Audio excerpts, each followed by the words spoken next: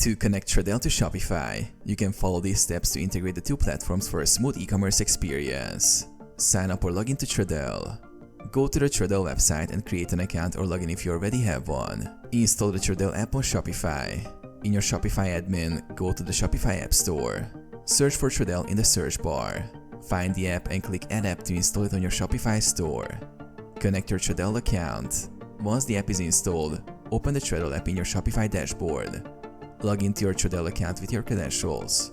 Grant permissions.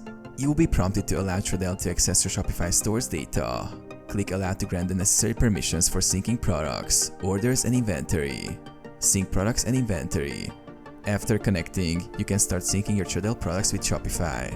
This allows you to manage your inventory, products, and orders seamlessly between both platforms. Start selling. Once the integration is complete, you can begin selling Tradelle products on your Shopify store and manage everything through the Shopify dashboard.